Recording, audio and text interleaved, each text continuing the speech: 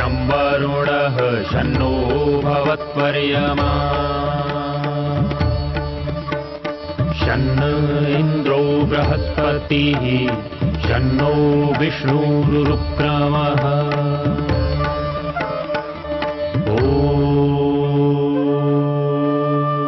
शान्ति शान्ति शान्तिः।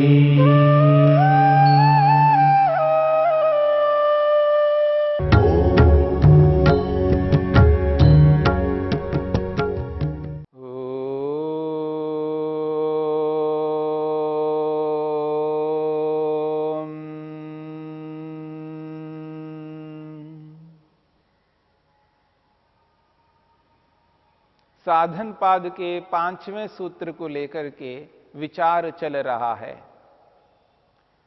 अविद्या के स्वरूप को बताते हुए महर्षि पतंजलि कहते हैं, अनित्याशुचि दुखानात्मसु नित्य शुचि सुखात्मख्यातिरविद्या। अनित्य को नित्य समझना, अशुद्ध को शुद्ध समझना, दुख को सुख समझना और जड़ वस्तु को चेतन समझना, यही अविद्या है। अनित्य के विषय में हमने विचार किया। जो अनित्य को नित्य समझता है व्यक्ति और अनित्य को नित्य समझ करके दुखी हो जाता है, ठीक उसी प्रकार अशुचि को शुचि समझना यानी अशुद्ध को शुद्ध समझना, जो अपवित्र है, मलिन है, उसको शुद्ध पवित्र मानना, ये अविद्या है। महर्षि वेदव्यास ने कहा है, अशुचौ परम बीभत्से काये। जो अशुद्ध अत्यंत घृणित शरीर है, उस शरीर में, उस शरीर के विषय में जो मान्यता बनाता है व्यक्ति, जो सोच रखता है उस शरीर के प्रति, उस शरीर को वो शुद्ध मानता है, पवित्र मानता है, ग्राह्य अपनाने योग्य मानता है। जब व्यक्ति अशुद्ध को शुद्ध मानता है तो उस अशुद्ध को प्राप्त करने की चेष्टा करता है, और जो शुद्ध है, पवित्र है, निर्मल है, उसके प्रति उसका कोई रुझान नहीं होता है, उसको प्राप्त करने की कोई चेष्टा नहीं करता है। जो शुद्ध आत्मा है, पवित्र आत्मा है, निर्मल आत्मा है, जो शुद्ध पवित्र परमपिता परमेश्वर है, उसके प्रति आकर्षण नहीं रहता और केवल शरीर के प्रति व्यक्ति आकर्षित होकर के जी रहा होता है। इसलिए महर्षि वेदव्यास कहते हैं, स्थानाद बीजात उपस्तंभात निस्यंदात निधनादपि कायमाधेय शौचत्वात पंडिताई अशुचिम विदुः। महान पंडित योगी ये कहना चाहते हैं, वो ये कहते हैं कि जिस शरीर को मनुष्य शुद्ध मान रहा है, वो शरीर वास्तव में कैसा है। शरीर की स्थिति को लेकर के वर्णन किया है, स्थानात, जो स्थान है, जिस स्थान में शरीर निर्माण होता है, जहां पर शरीर का निर्माण होता है, वो जो स्थान है, वो जो गर्भ है, वो अशुद्ध है, अपवित्र है। और जिस बीज से शरीर उत्पन्न होता है, बीज ही अशुद्ध है, अपवित्र है। बीज से, जिस अपवित्र अशुद्ध बीज से शरीर का निर्माण हुआ हो, वो शरीर, वो कार्य शुद्ध कैसे हो सकता है। बीजात, वो जो बीज है, जिस बीज से शरीर बना है, वो रज और वीर है, वो शुद्ध नहीं है, पवित्र नहीं है।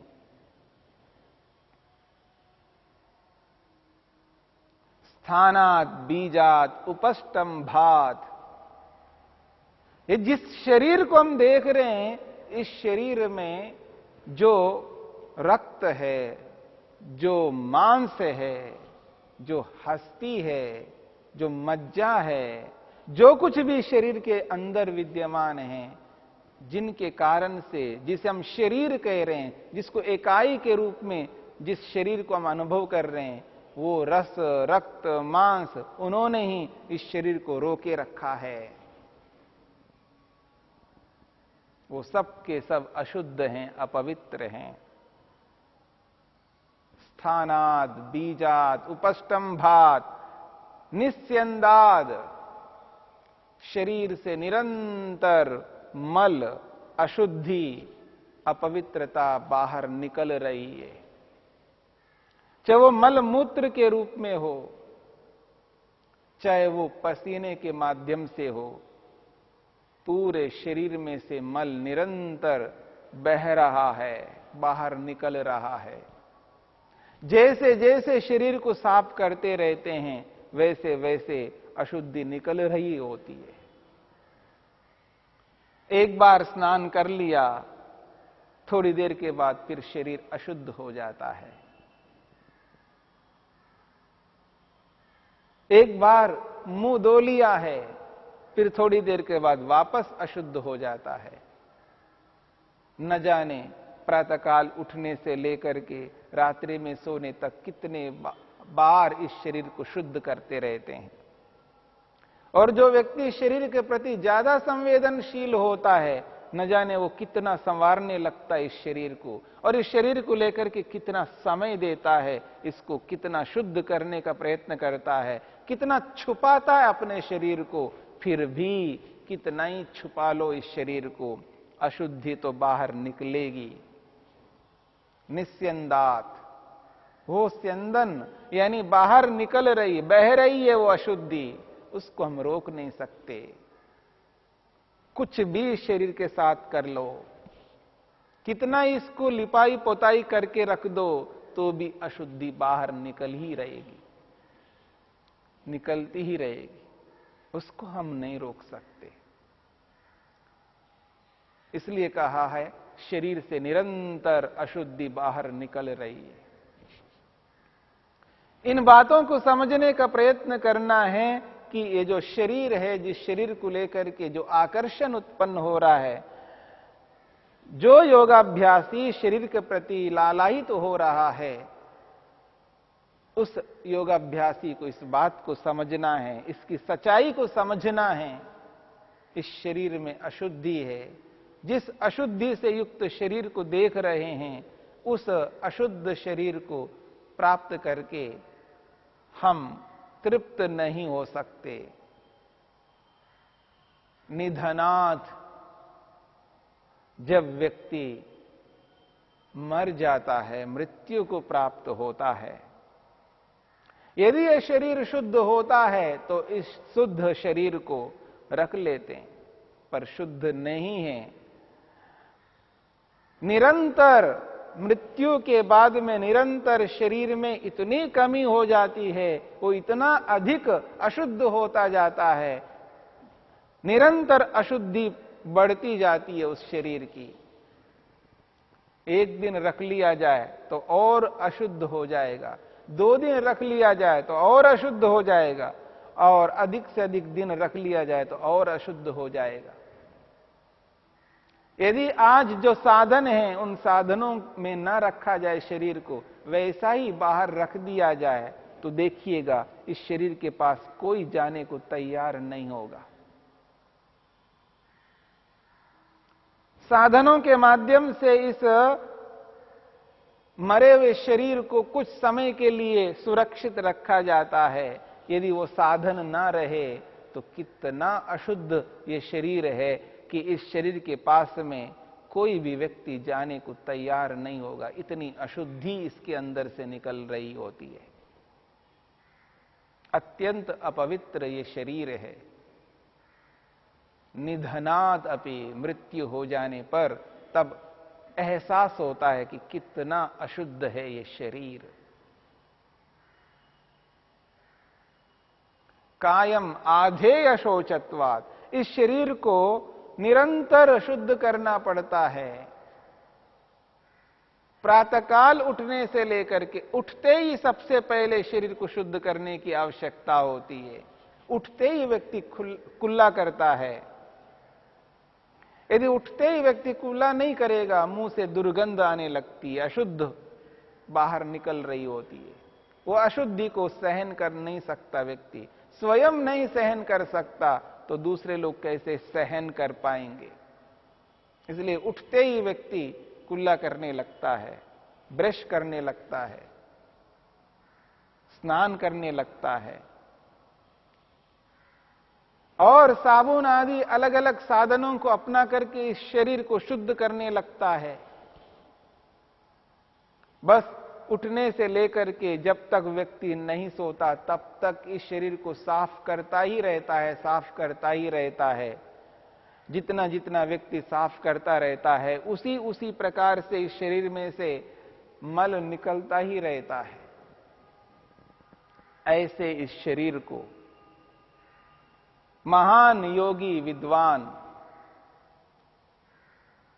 इस शरीर को समझने वाले तत्वदर्शी योगी ये अनुभव करते हैं। अशुचिम विदुहु, इस शरीर को अशुद्ध मानते हैं, अपवित्र मानते हैं।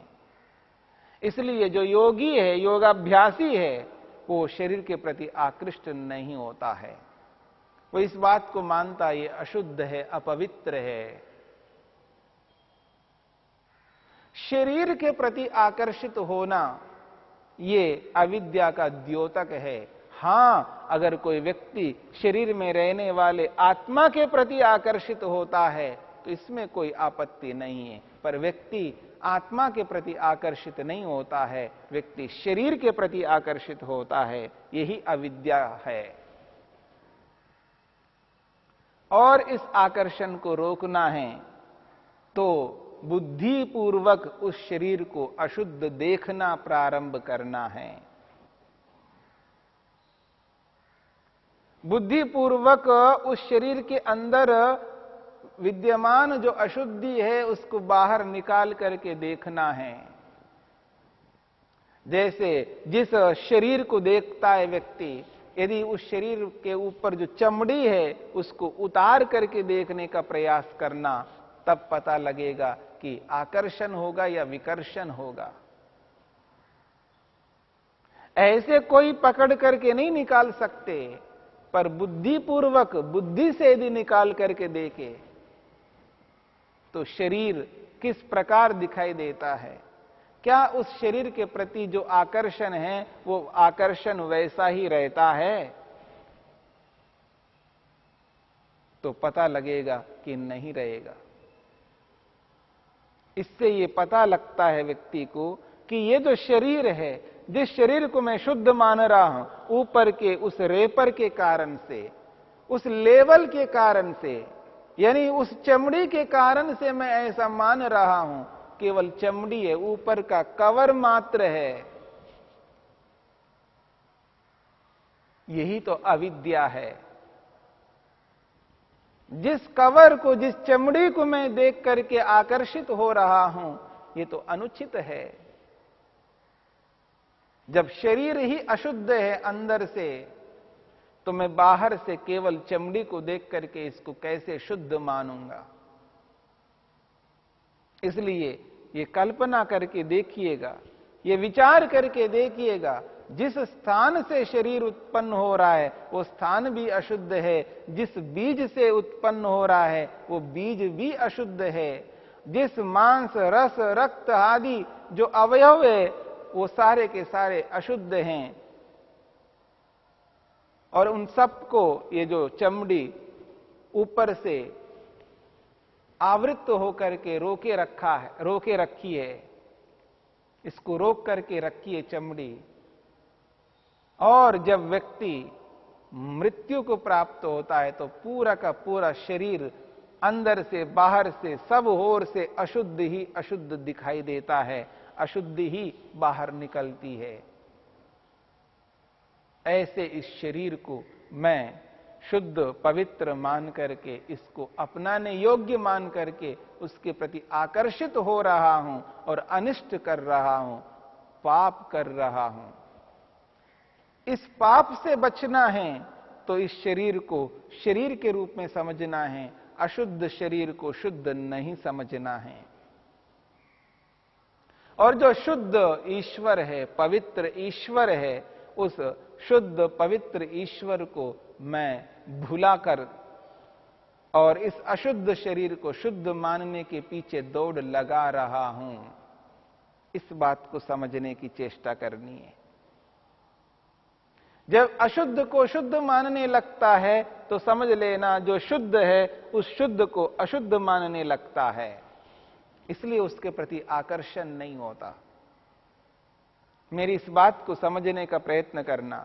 जो अशुद्ध शरीर है उस अशुद्ध शरीर को जब व्यक्ति शुद्ध मान करके उसके प्रति आकृष्ट होता है, उसको प्राप्त करने की चेष्टा करता है, अपनी बुद्धि को उसी में लगाता है, अपने पुरुषार्थ को उसी में लगाता है, अपने आप को, अपने सर्वस्व को उसी के लिए झोंक देता है, तो समझ लेना जो शुद्ध ईश्वर है, जो शुद्ध आत्मा है, उसके प्रति व्यक्ति का आकर्षण नहीं होगा। जब उस शुद्ध के प्रति आकर्षण नहीं होगा तो व्यक्ति उस शुद्ध पदार्थ को त्याग कर रहा है, यही माना जाएगा। इसलिए इस बात को समझने की चेष्टा करनी है। जिस अशुद्धि को लेकर के, जिस अपवित्रता को लेकर के व्यक्ति जी रहा है, वही अपवित्रता, वही अशुद्धि उस शुद्ध को, उस पवित्रता को रोकने वाली होगी। क्योंकि एक स्थिति में एक ही कार्य हो सकता है। यानी अशुद्ध शरीर को जब शुद्ध मान करके व्यक्ति जी रहा होता है तो जो शुद्ध ईश्वर है, परमात्मा है, उसको अशुद्ध मान रहा होता है। यदि उसको शुद्ध मानता होता तो उसके प्रति उसकी प्रवृत्ति होती, उस अशुद्ध के प्रति प्रवृत्ति नहीं हो सकती। इस विवेक को, इस समझ को लाना है, इस बोध को लाना है। जब व्यक्ति अशुद्ध को ही ग्राह्य मान करके, प्राप्तव्य मान करके उसके लिए उद्यम, मेहनत, पुरुषार्थ कर रहा है, इसका सीधा यही अर्थ है जो शुद्ध पवित्र ईश्वर है उसको वो अशुद्ध मान रहा है। हां, शब्दों से भले ही नहीं बोलता हो, लेकिन व्यवहार तो वो ही कहता है। जो व्यवहार है वो व्यवहार ये बताता है कि वो शुद्ध ईश्वर को अशुद्ध माना जा रहा है और वो जो अशुद्ध शरीर है उसको शुद्ध माना जा रहा है। इसलिए अशुद्ध को शुद्ध मान करके जब व्यक्ति चलता है तब शुद्ध को अशुद्ध मान करके त्याग करता है, यही यथार्थता है। इस यथार्थता को जान करके, समझ करके व्यक्ति जब जीता है तब वो वास्तविक स्वरूप को अपनाने का सामर्थ्य उत्पन्न कर लेता है और एक दिन ऐसा सामर्थ्य आ जाता है कि वो अशुद्ध को अशुद्ध ही मानने लगता है। और जब अशुद्ध को अशुद्ध मानने लगता है तो उसकी प्रवृत्ति शुद्ध परमपिता परमात्मा की ओर होने लगती है और ऐसी स्थिति में व्यक्ति को आगे बढ़ना होता है। इसी के लिए क्रिया योग को अपनाना होता है।